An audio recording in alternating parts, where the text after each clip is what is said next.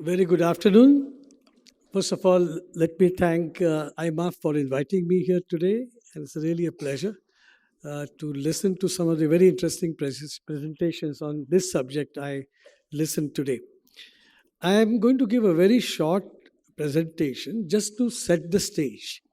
And we have here very eminent panel, and I'm sure the panels in their presentations will build on this setting. And I really would like that more time we give here to the participants to engage themselves by asking questions, and we can have some interesting discussions.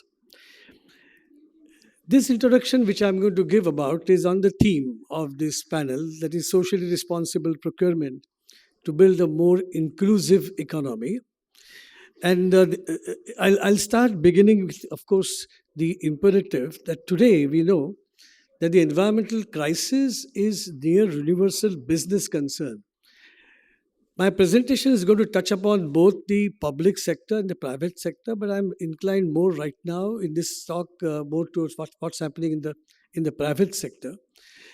And the focus currently now is widening to include the social and the governance considerations, and that includes employee welfare, worker safety, training associated with that, gender empowerment, and ethical management.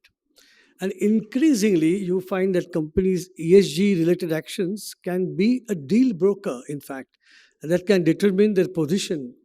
At what speed are they ready to transform towards sustainability? And that's what we always observe, that independent assessments, a more critical look at the supply chain management from the social and environmental perspective is forcing, besides the regulations coming from the country or any of the procurement related policies, the business itself is understanding that there is a need now to shift more and more towards socially responsible procurement.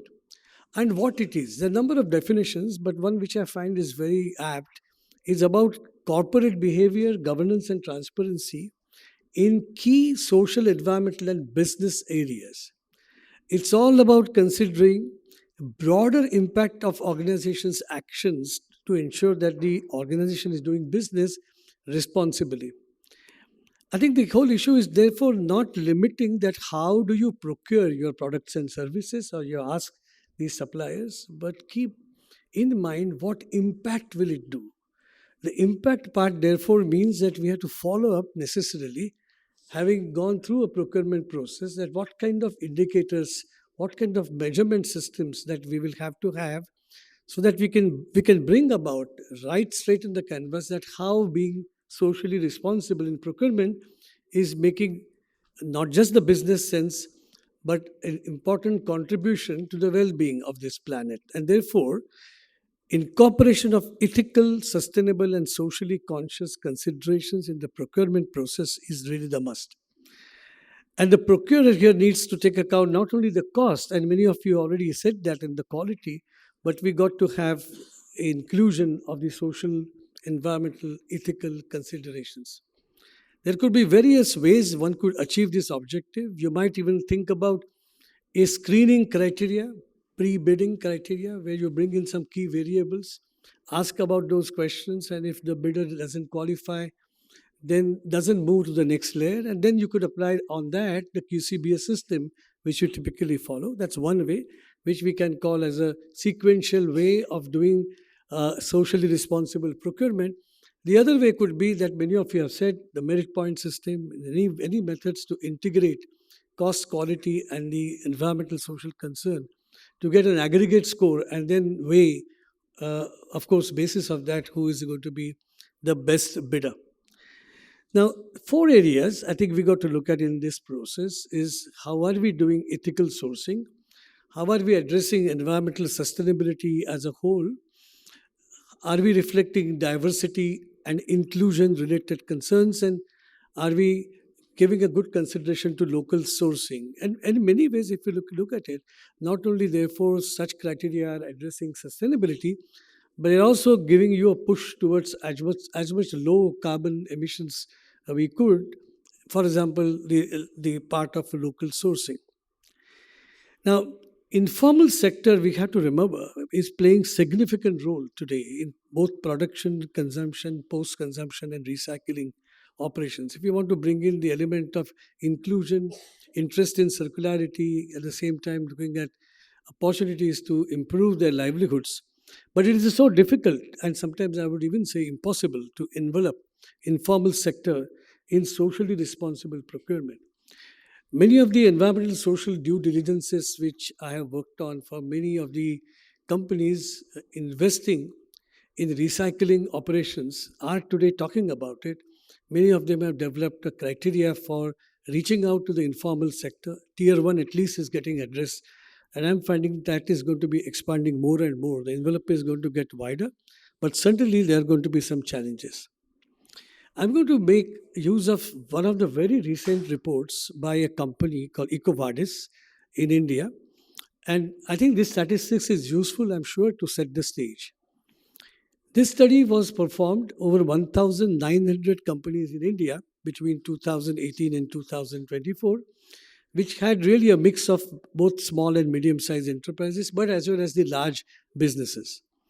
And what has been seen that indeed in 2022, over a period of time, there is a concern, although one would say that very few, for example, if you were to put them in score of 0 to 100, there's still a large number of companies which are in the categories of inefficient, some partial in terms of compliance to socially responsible procurement, and only 2% of the companies were actually at a higher score or performing at the advanced level.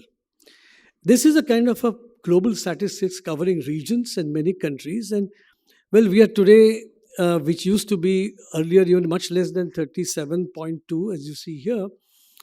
We have moved up the stage, but that trend is still not sufficient. That this is an example of a progression of Indian companies, how they were in terms of socially responsible procurement in 2018 and again in 2022.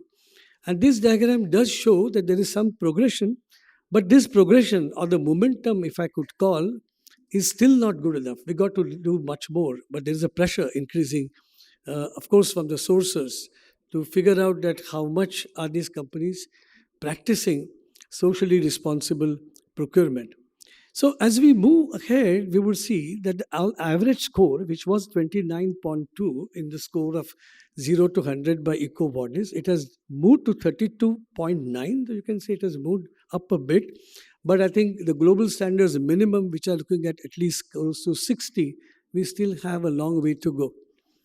It is showing therefore some traction, but I think this is a case where we got to come up with more and more assistance and more case studies and bring out the positivity of going towards socially responsible procurement. The conclusions or takeaways which we get from the EcoVadis study that indeed it is in the interest of the business to move towards this area of socially responsible uh, procurement. I think more and more, if not done so, there are risk propositions happening. There are cases of the key or the primary supply chains getting impacted, affecting the corporate's business, and that kind of understanding is coming more and more. And only if you were to develop different methods of engagement with suppliers, only then it's going to happen. We have many examples, pretty isolated though, where the procurer is providing assistance to those who are their suppliers. And you have some very great large scale examples in the private world, sector world, like Walmart, who has made something towards working and jointly addressing the problem of socially responsible procurement. Or you have what is called as a corporate synergy systems, which originated long time ago in Taiwan in electronic sector has moved up similarly and is getting reflected in many countries where there's a partnership coming from the sourcer and those who are suppliers.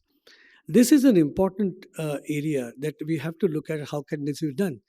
Right now, we are advising a company which has got 7,000 suppliers and a digital platform to coach the suppliers, not only raising issues when they are not compliant, and keeping a record and just like EcoVadis, scoring them and then if required go and do a physical audit to the claims what have been made, But more than that, learning videos have been given to the suppliers to understand what are the good practices. Where is safety important? Are you following that? And how are you treating the labor, in the operations that they do? So I do see, therefore, there's a need to be a little more proactive. Again, I would even call not only just the interests of sustainability, but it makes a pure business sense to go ahead. I'm going to take four examples here from Europe because that I thought will be a little interesting, with different flavors for you to see where socially responsible procurement has worked and produced some impacts. This is an example in Catalonia in Spain, and this is about cleaning services. And you will see here that there was a scoring system followed, looking at occupational health and safety, measures what have been taken to promote equal treatment and opportunities, importantly, both for men and women, measures to promote work life balance, incident resolution procedure, methodology for evaluating the quality of service. Now, such kinds of frameworks, this was an example which set out in the Catalan government in 2018. But what is interesting, you see in the bottom of this slide, this framework also included technical specifications on environmentally friendly cleaning products. And these have additional benefit of course, avoiding harmful chemicals, thereby reducing health risk and both the cleaning staff as well as the users occupying those buildings. Another example is in Austria, where you see that there is a very interesting intervention on offering contracts for social food services. And they also have come up with multiple criteria. And out of 100, price is 50, but there are several other criteria, remaining 50 points, which look into both social and environmental aspect. But the focus here was how do we engage and support disadvantaged people, and that was the social element which was woven in here. And I thought that's why this kind of a case study is very interesting. Another case study is what you see on the furniture related procurement. There's a 30-70 split between cost and the technical offer. And in the technical offer, points are allotted for both environmental and social. But the approach has been demanding that the supplier has a EMAS or ISO 14001 or a carbon footprint standards or social accountability 8000. A little elevated expectations at this point of time, but still, I would say this is also a great area. We talked about eco labels, and few of you talked about the India's eco mark. But if you look at even the green uh, pro standards, which have come from the Confederation of Indian Industry, they already have cleared more than 6,000 products, out of which nearly 60% are in construction. I'm not saying, therefore, that you can bring a bias of a particular standard, but not only one should depend on what's coming out from the Ministry of Environment. Actually, EcoMark to me is practically dead. It's they're being trying to revive, but long way to go. But why not build on what you already have? In this case, the Green Pro standards in procurement. Another last example is from Finland, which is on computers and laptops. And here again, you would see there is an environmental criteria, which has it talks about exclusion of harmful substances and also use of recycled and biodegradable plastic in the plastic parts and packaging. I mean, this is another example where I'm just these case studies line up as more and more elevated requirements coming in. And I think we are not too far away that people will be asking this, consumers coming in and asking for it. And this is a very another important element that socially inclusive or socially sensitive, responsible procurement sometimes is driven also by the ask coming from the consumers. And more people understand its importance. There will be a pressure coming from the market. So I would put following takeaways and leave it to our panelists to, of course, give their own presentations. But I'll request you also to touch upon some of these reflections. First, socially responsible or sustainable procurement can move India incorporated towards global standards on sustainability. You saw some examples of 1,800 companies, only one measurement framework. This is just one of them, like eco bodies, showing some traction. And I said there is a long way to go, but there is some movement. But remember that expanding the principles of socially responsible procurement to move towards inclusivity, especially to the informal sector, can, however, be a challenge. And I would say there's a lot of role here to be played by even the community based organizations, and the procurer will have to also make use of such other ancillary systems, how do you reach, how do you protect the interest of the informal sector? There will sure be more and more environmental protection, safety, and dignity to the labor and suppliers to create a positive impact. And I would say we need more and more stories. These were the four stories from Europe. We require more and more studies, case studies coming from India, done independently, and they really talk about the impact. Impact, according to me, is many, many times underplayed because it is complex. How does one attribute a change solely due to socially responsible procurement? Now, in addition, socially responsible procurement definitely will help the companies to increase their sustainability scores or the sustainability maturity as assessed by the market, and they can use this going towards that to improve, in fact, their competitiveness in the global market.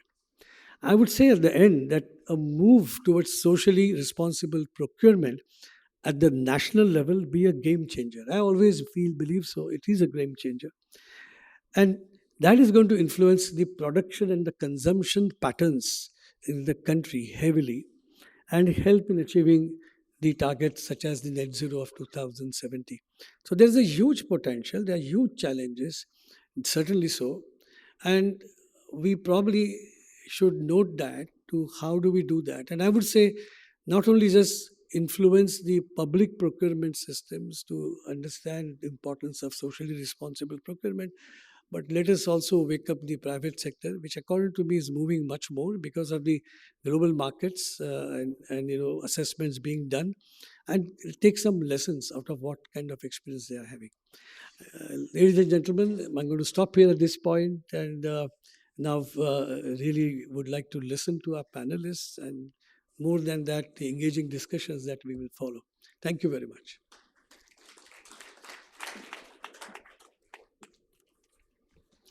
Thank you so much, Dr. Prasad Modak, for your wonderful presentation and also setting the rhythm for the session. I would now like to invite our next speaker, Mr. Vishal Gupta. Mr. Vishal Gupta is an executive director with Deloitte India Consulting. He leads various initiatives in the infrastructure and transportation sector. He is a chartered accountant by profession and has been advising clients on public procurement, including PPPS, for more than 20 years across geographies. With those words, may I now invite Mr. Vishal Gupta to share his thoughts. Thank you, Professor Modak, for this lively presentation. And you have made my work easy because when we talk about socially responsible procurement, it is shifting a gear from what we consume as a consumer to look back as to how we are consuming and what is the source behind this consumption pattern. So I would say the consumers will be the king or the deal breaker or maker for this shift. Uh, if we divide the socially responsible procurement to various facets, it will rightly come in four segments, right from ethical sourcing to diversity and inclusion in procurement systems, local sourcing, which will play an important role to develop inclusive economy, and sustainability. Sustainability we have discussed in the morning. So I'll quickly uh, move to the two segments of it. One is public sector initiatives. The second one, which is more important nowadays, is the private sector initiatives. What are we kind of getting from private sector as a socially responsible procurement? What is helping in changing their thought process from private sector to procure responsibly? It is the consumer's behavior and consumer ask. So first shift is the price which consumer is paying. They are not only looking at the quality and the cost of that particular product or output, but they are also looking back, maybe because of education system, maybe because of various initiatives at various levels by MDBs, IFIs, and public policies in education system as well. They are actually asking the manufacturers or suppliers to show the ingredients, and that's how the big brands across the globe are transparently discussing and kind of showcasing as to their supply chain, their procurement systems, and changing the pattern. For example, uh, I think 7 8 years back, I landed in Rwanda, a small country, and I was hopping from a other country wherein I bought something, and that was taken away in a plastic bag. As soon as I landed there, I was told that plastics are not allowed in this country, and in fact, that piece of food was in thermocol kind of cover. So I removed the plastic bag and said, "Okay, let me go." Then they said, "Thermocol is also not allowed." Now, at the airport itself, though it was regulatory at a country level, but the gear was shifted, and my mind also kind of questioned why the plastic is not allowed. And this is some 10 years ago when we had limited interaction or limited kind of visibility on this matter in India. Then I read through the examples of it. Plastic is having a life which is much more than maybe 10 generations, and it's very difficult to maybe recycle plastic which goes into our ecosystem and so on. So ultimately, going forward, when I actually kind of consume something as a consumer, I generally see whether this includes some plastic which is a single use plastic or recyclable plastic or so on. Although individually, as a consumer, I may not be fully responsible. But if we educate the system, the next generations, or maybe kind of talk about consumer behavior change, that, to my mind, will or is changing the pattern in terms of procurement also. Because what the consumer want going forward will going to change or is going to change the back-end supply chain. Likewise, transparency and accountability is another factor wherein the companies and brands are actually promoting their products and outputs. So how? I'll give you some examples wherein one of the sports wear company, they actually not only show data but also audit their data with respect to all of their factories, with respect to the the standards, the healthcare facilities available in their factories, the workforce, uh, timing, work-life balance, their working conditions, and so on. So what is happening is, in whole of this consumer-driven market, the back-end systems are improving. So this company globally, if we look at their 1,000 factories, they not only talk about factory locations, but their geographies, their audit results in terms of what is happening and what were the audit paras in each of their factories with respect to labor conditions, with respect to procurement related aspects, and workforce related activities. So all these are part of procurement. Procurement can be of goods, works, and services. So if we look at the services procurement, like the workers who are working in your factories, what are their health conditions? What are their uh, working hours? How is their work-life balance? Today, post-COVID, we talk about work-life balance as well. So those kinds of asks are consumer driven. And today, when we talk about the output from a company globally, they are also looking at the back-end supply chain. For example, if we look at the labor practices, in one of the cases in Berlin, they specifically mentioned in a public contract, unless you have a certified or socially responsible input material of stone, we will not allow you to work on our contracts. So these were enforced from public side as a policy. But at the same time, if we talk this in private sector parlance, private sector is largely demanding this as a consumer. And that's how this is actually improving the scenario in various countries. Enforcing this in normal parlance in an unorganized segment is slightly difficult. So for example, if we look at the AI and blockchain today, It is consuming a lot of energy, but IBM has come up with a kind of whole ecosystem which not only tracks the source to supply each and every aspect of, say, supply chain, but also kind of use technology which is guaranteed, which is blockchain technology, and nobody can tamper that. So there is a confidence to the consumer and end buyer that these sources or these steps are taken in terms of responsible procurement. Second important aspect Dr. Modak also covered is diversity and inclusion. If we look at uh, the requirement with respect to diversity and inclusion, we also always know that there are uh, differently able people, there are uh, differentiated treatments which are or were happening across the globe. But in the procurement systems, many countries have actually imbibed this in their contracts, particularly in public sector. We have done this in Indian conditions as well. In World Bank contracts in multiple states and places, we actually encourage participation from women in our kind of works and service contracts. And that's enforced as a part of disbursement indicator in India.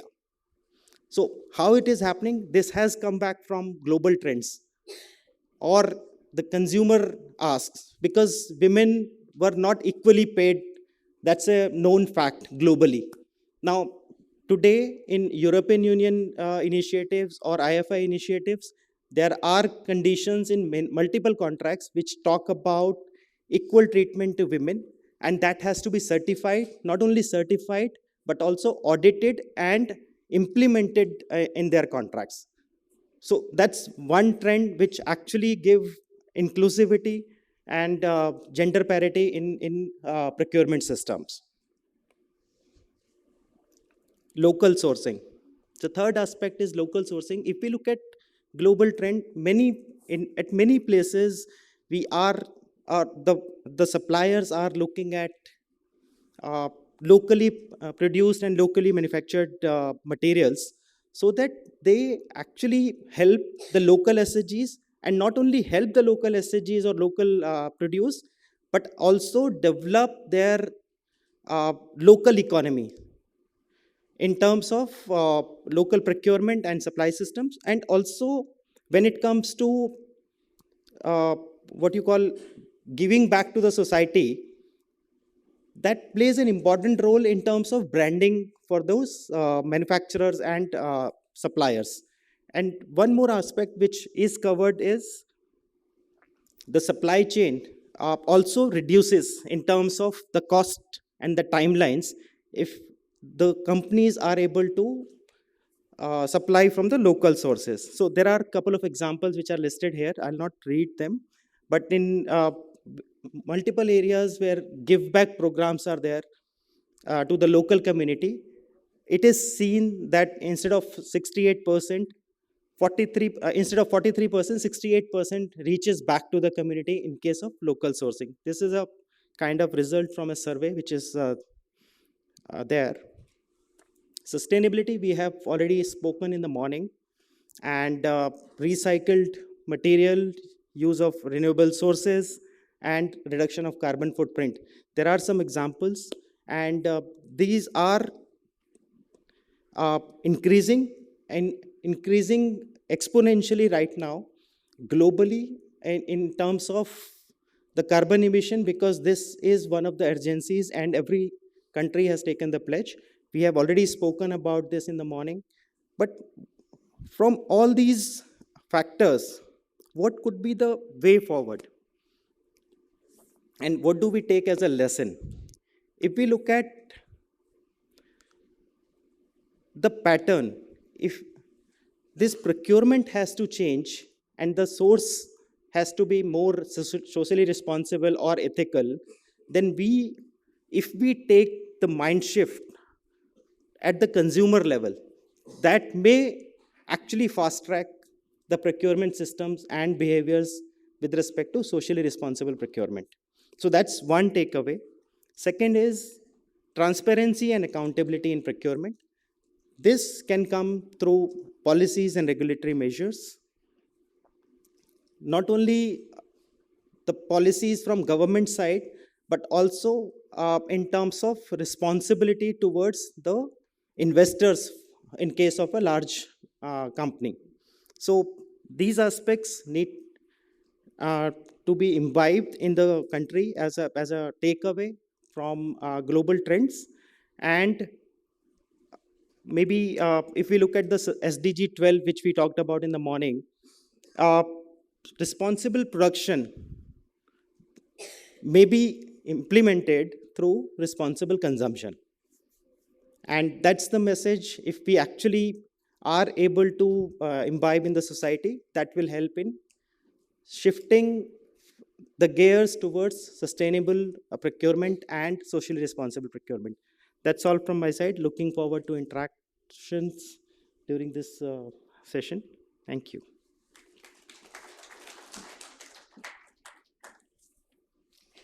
Thank you so much, sir, for your presentation.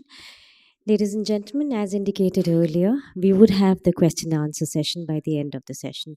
We request you to note down your questions in the question slip, and our volunteers will collect it from you, and we would pass it to the chairperson of the session to answer those questions by the end of the session. I now request Lead Procurement Specialist, the World Bank, Mr. Shankar Lal, to make his presentation. But before that, may I say a few words about him? Mr. Shankar Lal is the country procurement lead for India at the World Bank. Apart from managing the bank procurement team in India since July 2014 for providing support to bank finance operations, he has been working on procurement capacity building and procurement reform initiatives. He has been the task leader for a number of global and Indian studies, some of which are available at the website of the World Bank. He has supported design and launch of many capacity building initiatives in partnership with reputed Indian institutions and mobilizing the procurement community for setting up the Public Procurement Professional Association of India. With those words, may I now invite Mr. Shankar Lal to kindly share his thoughts. Thank you. Good afternoon to everyone. So this study is part of World Bank's knowledge agenda, and this was conducted very recently, just 2 months back we finalized, and the time frame is July 2023 onwards. So the background of this study is very, I think, straightforward. Everybody is aware that women are almost 50% of total population. But if you see the participation of women-owned businesses, it is very, very low. And there are statistics to support better participation of women from ILO, from McKinsey Global Institute, and also a lot of literature is already available on how it is going to help the overall economical development of the country and across the world. In India, women own only 20% of the enterprises.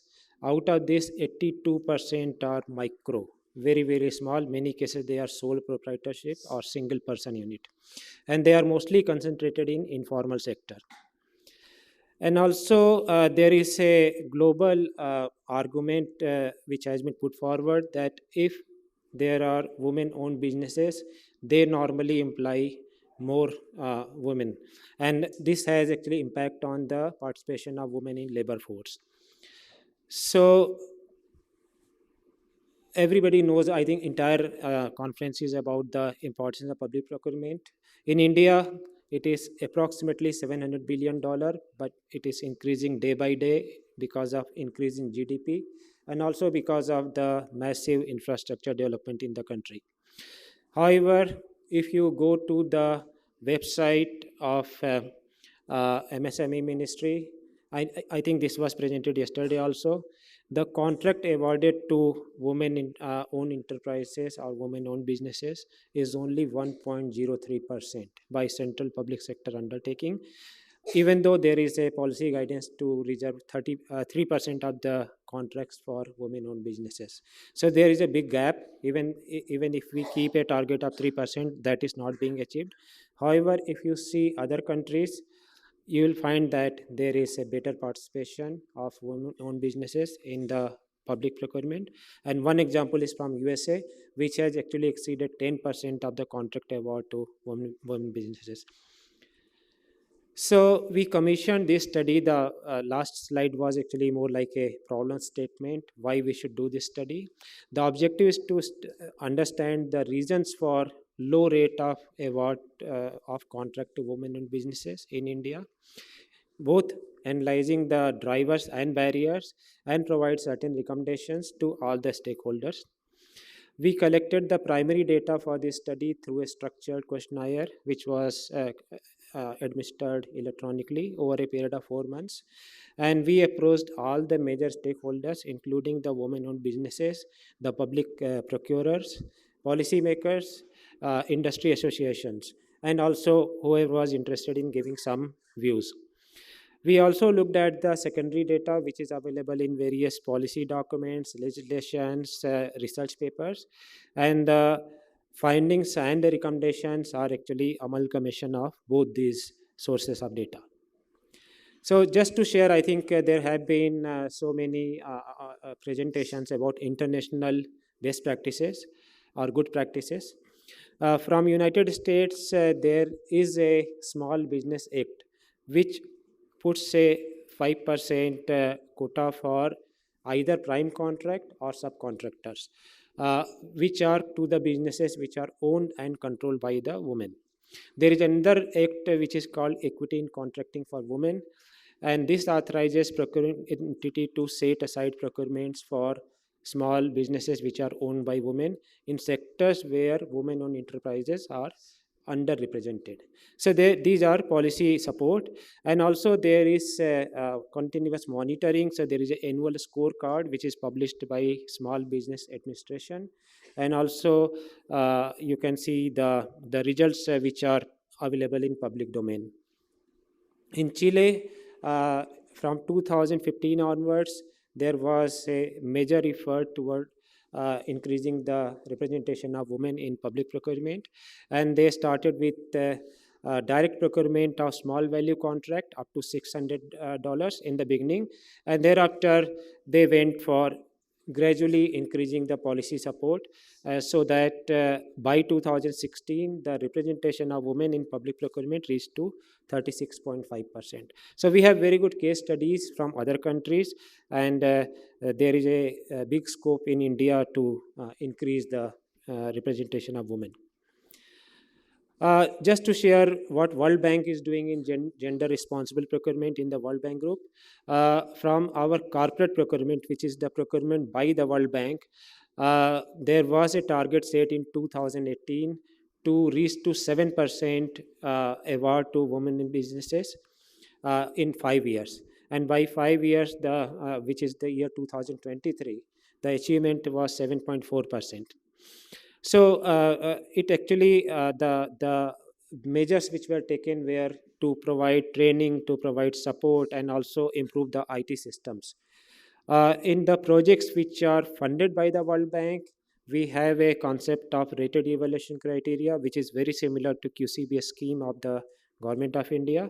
And this approach can be used for incentivizing participation of women, either as a supplier or contractor, but also as a subcontractor, or in participation in the labor force.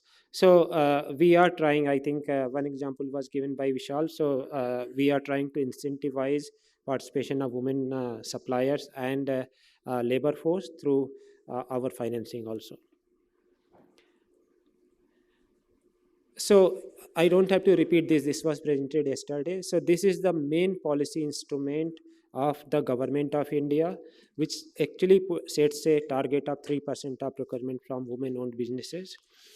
And there are other incentive under the same order, which is one is actually preferences in the evaluation process, and also there are various type of support like free tender document or payment of EMD or turnover and experience criteria relaxation. and also ensure timely payment to the micro and small suppliers. Plus, there are many other schemes. Mudra is one of them. Credit guarantee scheme, which is run by SIDBI and Stand Up India. So these are actually Government of India initiatives. We also have state initiatives. So many states have come up with their own policies, and in most of the states, what you are going to observe that there is no separate policy for women, and they are considered as part of either MSME or they are part of MSE. Many of the states have put a larger quota for women for MSE sector or MSME sector, goes up to 50% in Haryana. So state level policies are very different from each other, but one thing is common, that there is nothing for women exclusively. So one scheme which has come out in our survey, as well as which has been highlighted at many other places, is the Womania scheme of the government e-marketplace. And this has been a game changer in terms of increasing the participation of women in public procurement, and it has largely helped the government entities to achieve the targets which have been given to them to some extent. So these figures are very encouraging. You can see the chart on the right hand side. It is growing very fast. I'm not going to repeat the overall achievement till date, but what we can say that this was one of the silver lining in entire study. So we asked a number of questions to the respondents, and mostly these are two category of respondent. One is the woman and one is the public procurer, and we actually analyzed the whatever responses we received. So this was the first question: what items are supplied by the women? And the answer which we got was mostly they are on the government e-marketplace. So the response from women businesses is 64.29%, but from the public procurer it was slightly lesser, but they are all top responses. So we can say that JAME has played a major role in increasing the participation of women. Apart from that, women entrepreneurs are very much active in consultancy services which are outside of JAME. So that was the number 2 from both the sides. Not many women are in the construction or civil works, which has come out very clear because of the size of their businesses, which is micro units. So this is one area which is totally underrepresented, and you can see that 11.9% has come from the women businesses, but only around 3% from the public procurer. Then this was the question whether the public procurement process is helping the women entrepreneurs or it is against them. So here you can see the total diversity in the responses. While from women-owned businesses, they failed, 26.19% failed that the processes are not actually in their favor. 85% of public procurer failed that it is neutral. So there is no either bias against the women or towards the women. And once again, I think what we can see here that perception is very different, which may not be reality, but this is what which has come out of the survey. Then awareness about the government policies. So one policy, which is the MSc PPP policy, which has the highest level of awareness. 66.67% women are aware of this policy, and 84.62% of the procuring agencies. Number 2 is Stand Up India and the credit guarantee scheme. So one thing which is very clear that not many women businesses are aware of the policies of the government, and this is one of the major problem area which has been pointed out even by the associations. Then broader supports which are available for women businesses. Loan at concessional term, it may be interest concession, it may be repayment concession. So that is the topmost response from women's side and from the procuring entity side. So once again, the awareness is very, very low about the broader support which is provided by the government. And in terms of preferences which are available, the percentage quota is the topmost response from both women businesses and public procurer. And here, I think one peculiar finding was that women businesses have much more favorable response than the public procurer about the preferences which are available. Then we asked them question about why only 1% you are getting and why not even 3%. So here the topmost response from the women businesses is about the awareness, which is I think which has come from many other sources also. And number two is the process is too cumbersome and too complex or expensive. So these two are the number one and number two responses. But from the procurer side, the biggest I think argument was you don't have enough number of businesses which are owned by the women in India, hence they are not participating and not getting the contracts. And number two was there is a mismatch between the requirement of public sector and the segments where the women businesses are operating. So and plus there are other regions which are at lower ranks. Then we asked them, have you supplied or have you procured from the women-owned businesses? So only 31% of the women participants have earlier participated in public procurement. Out of those participated, only 46% were able to win the contract, and two-thirds of these suppliers, women suppliers, they did not face any problem except for one-third who faced the payment delays. So payment delays are the biggest concern of the women-owned businesses. Then about 43% of the procurer have experience of earlier purchasing from the women businesses. Out of this, 88% found that they don't have any complaint. They are quite okay with the price and the quality which have been provided by women businesses. Out of remaining around one third, which is around 3%, they told that there were quality issues. So we also tested the hypothesis that whether women imply more women. So this is the response which has come. And what you can see here that almost 43% of the women-owned businesses were found to be employing more than 50% women. So this is certainly on higher side than the average.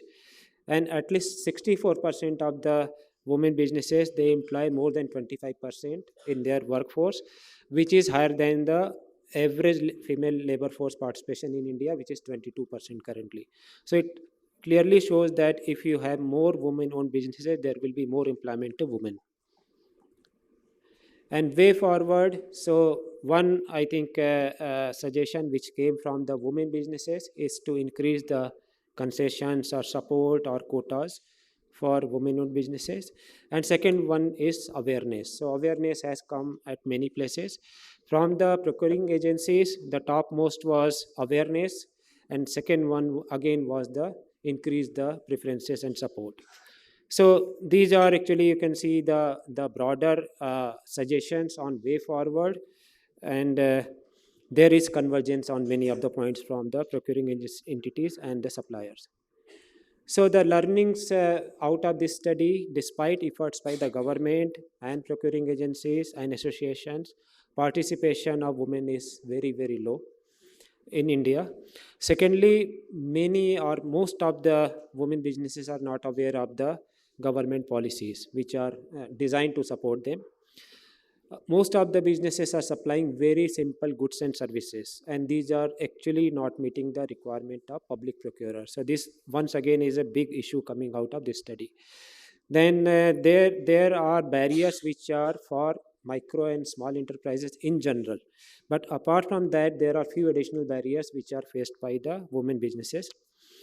Not many businesses have participated in public procurement in the past, and from public sector and government purchaser, it was very clearly coming that they are not getting the items from women businesses which is required by them. So this is one area why they are unable to achieve the 3% target. And lastly, some respondents also pointed to fronting, which is actually male owners are using women to get licenses and registration and government benefits. So the recommendations are divided for all the stakeholders. From the government side, I think monitoring of percentage contract awarded, it's not so easy to get the percentage, particularly at the state government level. At central government, yes, it is available, but not at the state government level. Then most of the policies are for MSE sector. They are not for women-owned MSE or women-owned businesses, and there are different challenges for both of them. So there should be some additional initiatives which are exclusively for women-owned businesses. List of reserve item, I think this was replied today that this is under review. So this is recommendation also that it should be reviewed from time to time and modified based on the market dynamics. Procurement rules. So once again, I think there are provisions for providing some support and concessions to women, but in practice, I think it is not being applied. So once again, I think there is a need for monitoring. E-procurement system, we have example of JAME. I think other e-procurement systems have to simplify their procedures, which are not very friendly to MSC and women-owned businesses. Then information dissemination, because awareness level is very low, so this has to be one of the priority area for the government as well as for the other stakeholders. Gender tagging is very much required. I think this should be implemented across the board, because unless you gender tag each and every contract, you cannot do the count. So this should be coming as a policy measure, and there should be a central portal. So there is actually on the website of MSME Ministry, you can find lot of information, but not everything. Once again, you have to search at number of places. So there should be a centralized web portal where all the policies which are relevant for women businesses should be made available. For the procuring entities, timely release, I think this has come out clearly in feedback from the women businesses. Debriefing, because they don't know why their bid has been rejected. So, and after one or two times they participated and they were not selected, they actually lose the interest and they don't participate anymore. So debriefing is very important for women-owned businesses. Then maintaining the roster of women businesses. If you have to go for direct selection or direct contracting, this is very much required. And conduct the market research for any new product which is required by the organization, and identify whether in this segment you have certain women-owned businesses which are likely to participate. Pre-bid meetings, once again, many of the respondents told that these are very useful for them, but for small value procurement, this is not conducted. So just think about whether it is feasible and cost effective to conduct the pre-bid meeting. Complaint resolution, there are complaint resolution mechanisms, but what we found that these are quite cumbersome. So for small businesses, these are not very relevant. And apart from this 3% target or whatever target is given at the government level, there should also be organization level target. And if possible, whether you can go beyond the 3% target which is provided by the policy. For the associations, because they are very important intermediary for women-owned businesses, they need to really take much more proactive role in organizing or coordinating business outreach seminars for members. Also, they need to collect and disseminate procurement opportunities, because we also found that women-owned businesses have no resources to really search each and every website or each and every newspaper. And also, membership is very limited. So we met with many of the associations. Their membership is very limited. So I think there is a need to increase the membership of these associations. And also, they need to become much more active in voicing the concerns with the government and with the purchasers. And lastly, for the businesses, I think there is a mismatch. Definitely, this is not a perception, this is a reality. So if they are interested in public procurement opportunities, they have to really look at the product mix.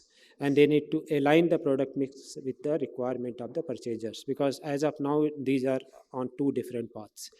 Second, I think the level of skills, particularly the IT skill, is very, very low in women entrepreneurs. And this is one area they have to invest time and money if they have to really use the avenues like government e-marketplace or e-procurement system. And lastly, they are not part of association. So I think if you want to expand, you have to become a member of women business associations. So this was about the study. It is almost finalized. We are planning to complete in next 1 month or so. So this is the opportunity in case you have any suggestion or if you want to raise any question, please come forward. Thank you.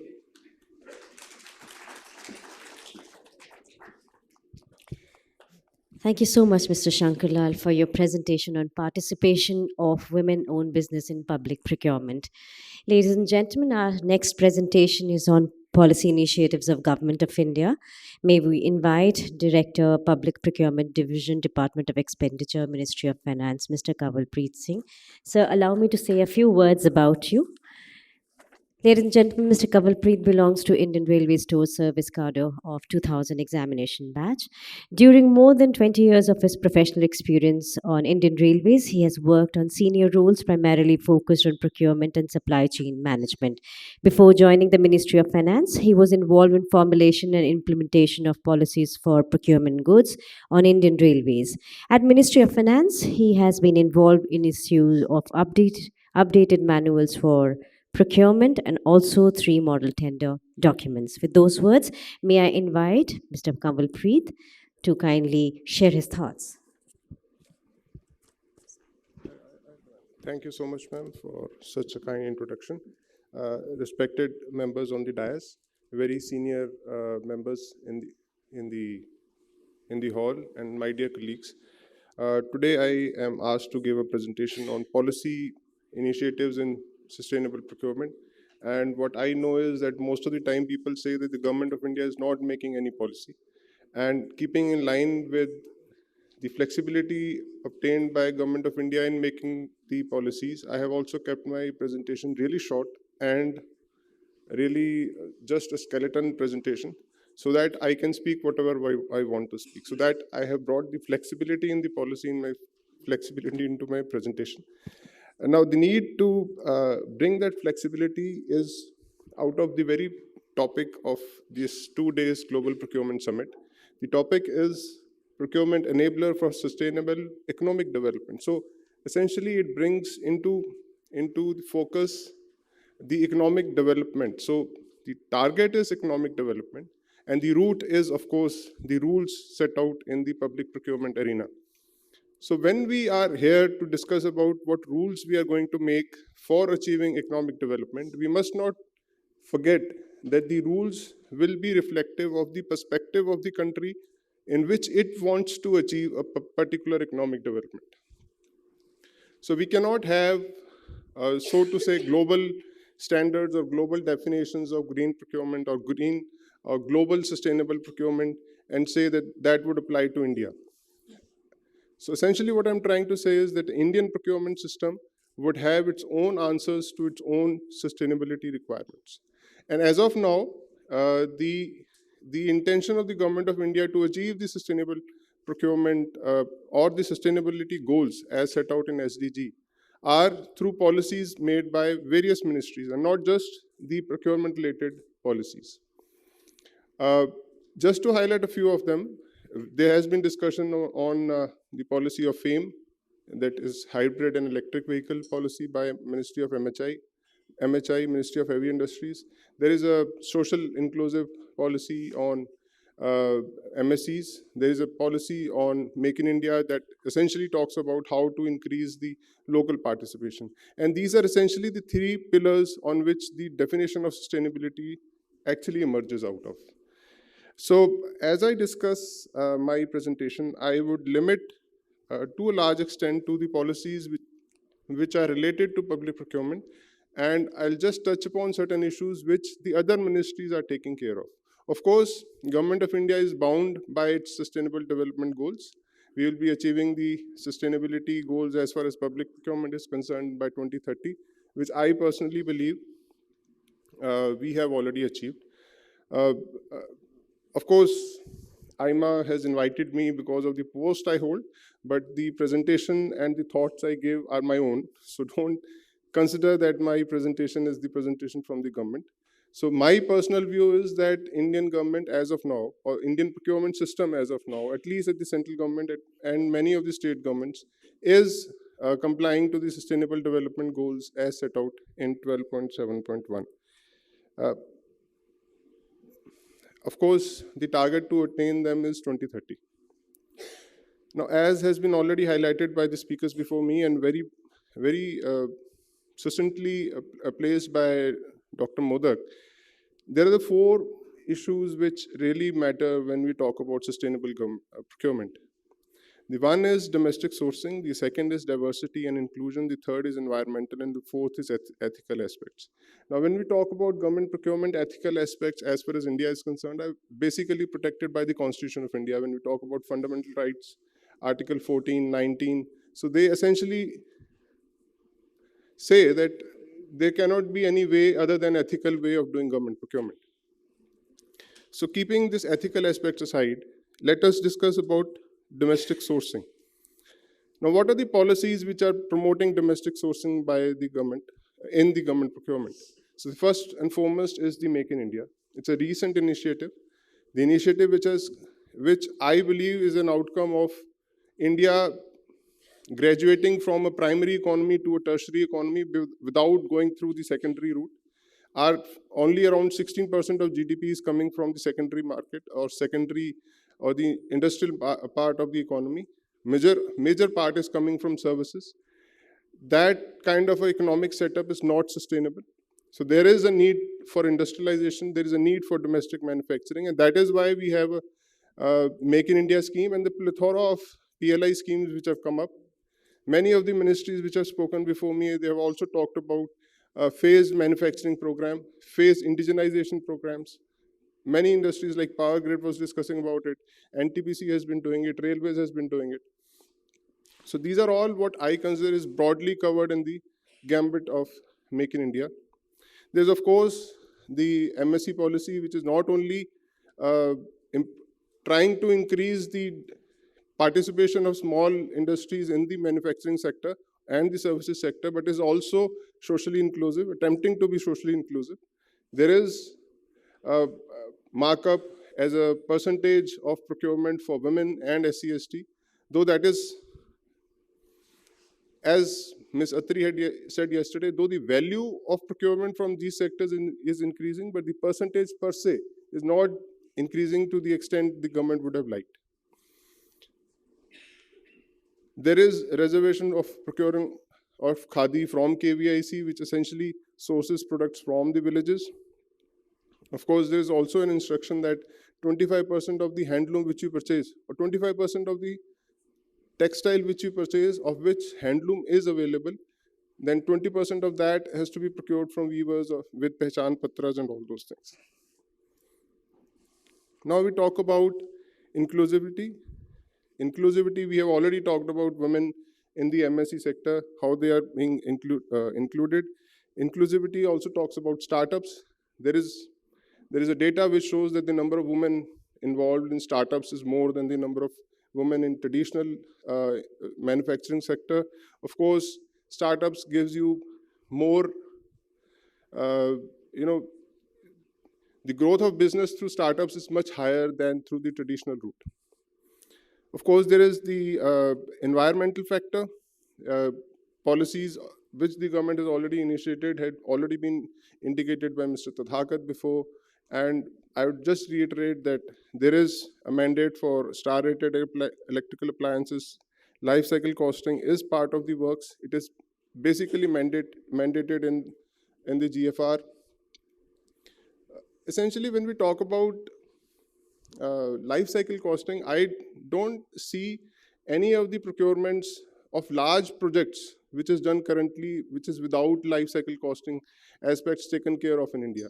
When we talk about PPP projects, we are talking about a project in which you're getting into an agreement with the concessionaire over the life cycle of the project, which runs into 30 years or so. So how can he bid for something without taking life cycle costing into account? We are talking about EPC contracts where not only the designing but also the operations and the maintenance is supposed to be outsourced to the same vendor. How can he bid without considering the life cycle aspects?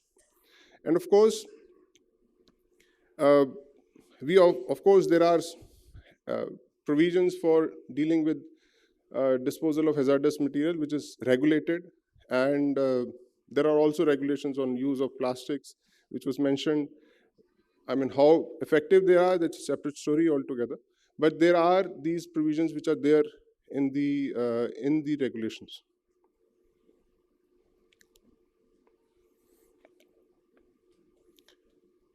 There are a number of PLI schemes which have come up. The intention is, of course, to develop, as I said, the secondary market, and thereby to develop more employment. And I would say Indian economy, with the rate of unemployment which we have and the type of trained people which are getting into the employable force every year, if we retain the same amount of unemployability or unemployment in the market, our economy itself is unsustainable.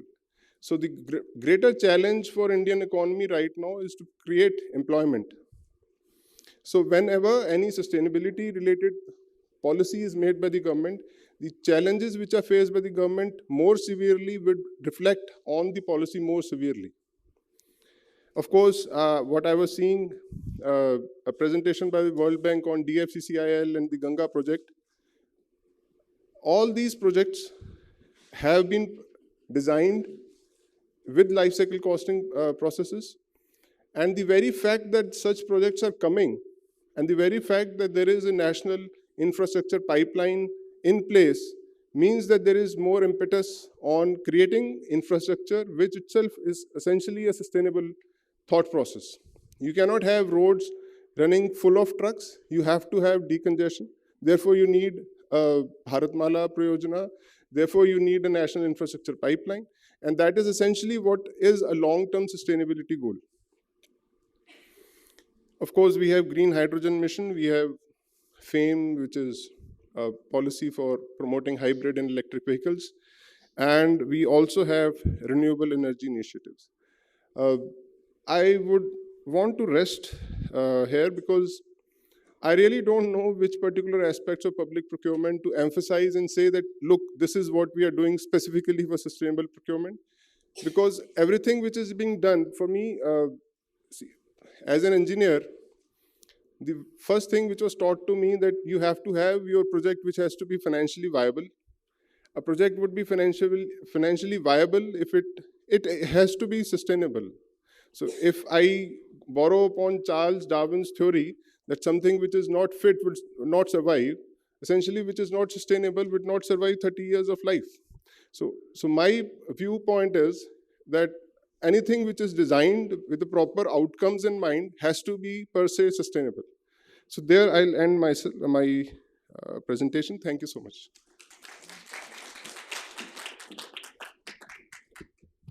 Thank you so much, sir, for your presentation. We would now like to invite Mr. Chilakapati Sivakumar. Ladies and gentlemen, Mr. Chilakapati Sivakumar has more than 38 years of experience in power sector. As a regional executive director, he is steering 6 thermal power stations at Korba, Sipat, Lara, Gadwara, Khargao, and Jhabua. He is also entrusted with the additional charge of Executive Director as Unified Shared Service Center for procurement functions meeting requirements of all stations of NTPC. He is also entrusted with the additional charge of Executive Director, pioneering the new initiatives in the field of ash utilization, paving pathway for a brighter and a cleaner country. With those words, may I now invite Mr. Chilakapati Sivakumar to kindly share his presentation.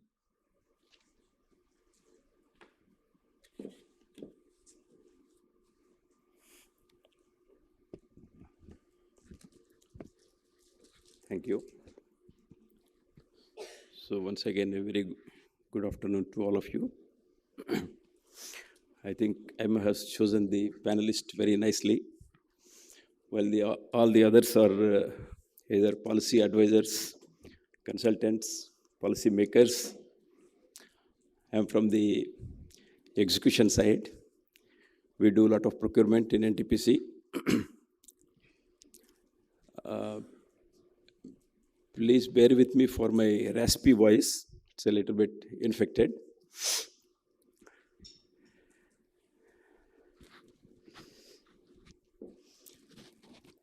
We are not normally used to giving presentations on topics like this.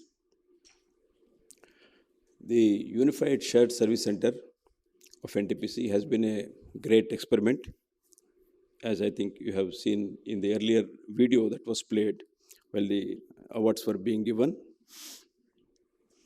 NTPC realized that sustainability practices are very much important, had to be inbuilt in our procurement policies and process. So when USSC was formed, it was easier for us to incorporate these things into our procurement policies. Earlier, the procurement used to take place at several places, from several places. A lot of uniformity has come. Standardization has come in. So it was much easier for us to build this into our practices. Our own being one of the largest emitter, using a lot of coal, our sustainability ratings were not much to speak about, but there has definitely been improvement in those. But one thing we saw, that we were losing much because of the corporate governance, where the company itself didn't have much role to play. For example, like we used to buy a lot of coal from CIL. CIL also is owned by the government. NTPC is also a government company, so that was being considered by the international rating agencies as related parties. So we were losing much on such counts. I'm sure that when BRSR gets implemented, we'll be much better off. These are some of the things which I thought that we would cover in this presentation. This is a brief of the policies. See, every year we are bringing out the integrated annual report, which has inbuilt sustainability practices in that. Now, NTPC is about 73,874 megawatt capacity organization. All our processes ensure that the statutory and legal requirements are invariably followed. In fact, every quarterly there is a certification by all the major departmental heads that these things are being complied. Our safety management system is very strong. In fact, many initiatives have been taken in this regard. Each and every contract that we award from our procurement system has inbuilt provisions to see that the vendor practices impeccable safety standards. In fact, part of the payment is linked to the safety practices every quarterly, unless these safety practices are being followed by him scrupulously. The payment is retained, and it is released only. A part of the payment is released only after certification that the safety practices are being followed.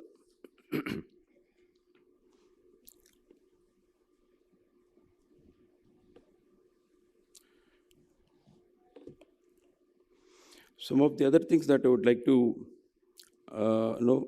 stress upon is the having the transparency and highest transparency level in all our procurement process, and trying to maximize the participation of diverse category of vendors in our procurement process. Equality in the workplace, of course, is a very important thing for us. I will proceed to give some examples of how these things are being done. When we award contracts and we set up thermal power plants, a lot of land has to be acquired. There are many project-affected people and project-affected families. So these are some of the things which we have inbuilt. When the plant is built, so many facilities are required. Like we have a township there, we have the plant there, we have horticultural services, we need housekeeping to be done. A lot of civil maintenance works are there. So we need services. So we see that most of the people who are affected by the plant, those people displaced by the plant, those are given this sometimes on single tender basis, sometimes on a restricted tendering basis amongst people who have been displaced by the plant. So these are some of the facilities that NTPC is doing not to take care of the people. And many of them are also engaged in the various, while some of them are engaged as a permanent employees of NTPC itself, many of them are also engaged by our vendors, sub-vendors whom we deploy for our services. That way, a lot of, that generates goodwill amongst the community around and helps us to perform better. Most of the vehicles that we hire, we provide the loan to buy the vehicle. They buy the vehicles and, and they get payment, and they are very easily able to pay back the installments and ultimately become the owners and service providers. This has been discussed several times in the earlier presentations also. These things we are, as you can see, our MSc procurement presently is about 48% as compared to 25%. Though, as expressed earlier in the earlier report also, that one of the other panelists was mentioning about the participation by women vendors and SC/ST vendors, that is still to come up to the mark, but we are trying our best to improve it further.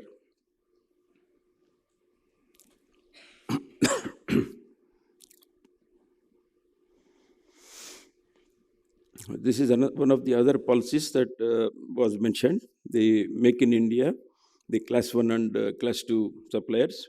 We are definitely taking care of this, and purchase preferences as per the governmental guidelines. Those are incorporated into our procurement policies.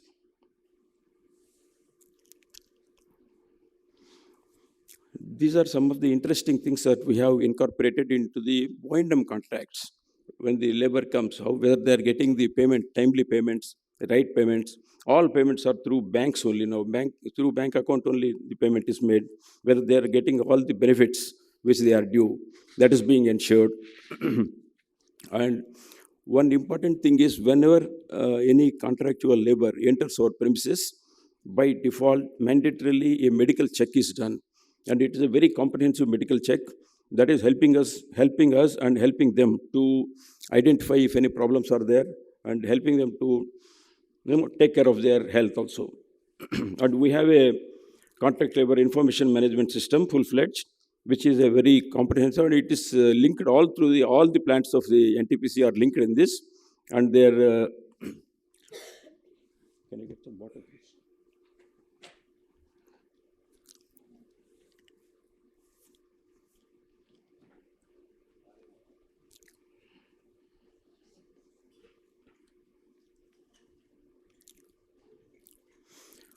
And when for ensuring the safety of the contractual labor, thank you, sir.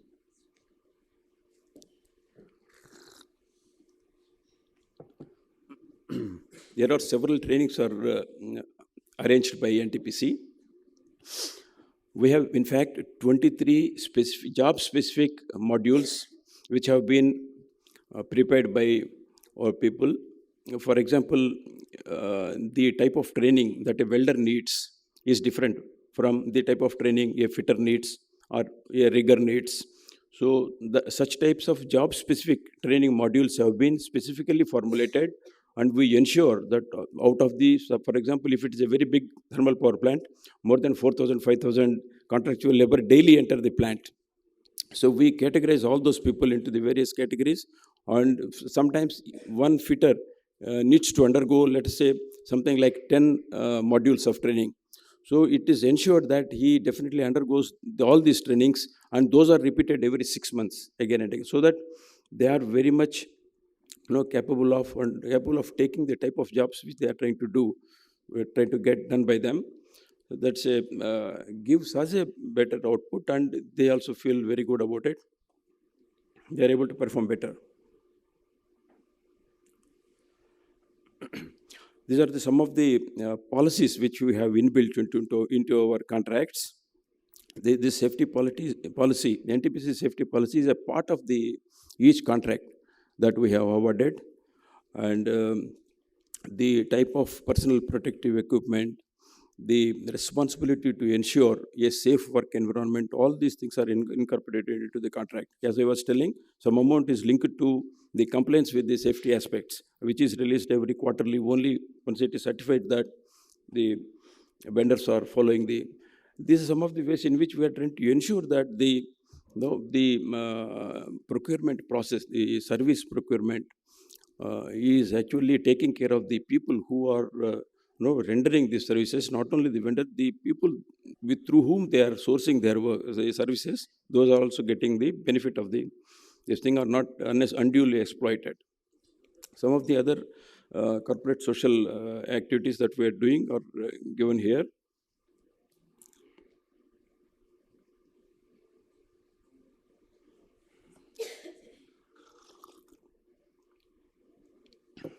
Our procurement system is totally paperless. It has been there since last 5 years, and it is estimated that about 113 crore pages have so far been saved. Could be avoided by using these things. Our PAN NTPC, we have more than 32 thermal power stations. All the stations, all the townships have taken up a rainwater harvesting potential. There are already rainwater harvesting facilities are available, but we have done that this potential is much more than that. So that has been assessed now on those additional infrastructure to capture all the rainwater. And at least 3 to 4 power plants of NTPC, the townships have already become water positive. And many of the townships are going to become energy positive very shortly.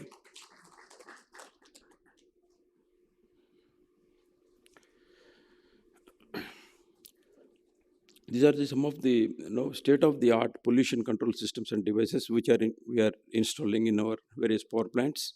ESPs, I think most of you already know, they have been there for a long time, 99.975% efficient.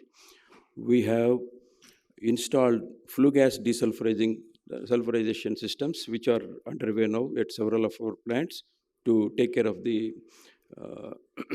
SO2, SOx. Similarly, we have NOx reduction. Most of our plants have already implemented. It is already complete. We are procuring only LED lights and high efficiency motors and pumps for our various. So these are all the various ways in which, and the usage of ash, that it is a byproduct of using coal. That is a major thing again. And earlier we also used to just deposit the ash in the various ash ponds or ash dikes and then probably forget about it. But with a lot of realization, lot of awareness has come about it. There are a lot many new initiatives which have been taking place in dealing with ash. Now we are making fly ash bricks. Of course, you all know about it, but you may not be knowing about. There was a recent amendment in the BAS standard 16720, which allows the use of bottom ash, which is a type of the ash which is produced in a thermal power plant, as a substitute for natural sand, so which can save a lot of natural sand. So in each brick, the percentage of ash, which used to be around 50% earlier, now it has gone up to 90%. Each ash brick has up to 90% of ash in that. So we are multiplying that. Several of those ash bricks are being made and being given to the society at large. And similarly, so many other products are being made of ash. All these things save the topsoil. Otherwise, people used to make the bricks out of the natural soil, topsoil, which is getting conserved.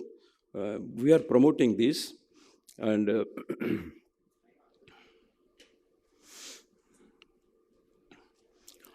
we do recognize that the socially responsible procurement in building a sustainable and inclusive company. And as I said, all our sustainability related initiatives are compiled and comprehensively included in our annual integrated report. It has been our practice since the last 5-6 years. Thank you. That's all from me.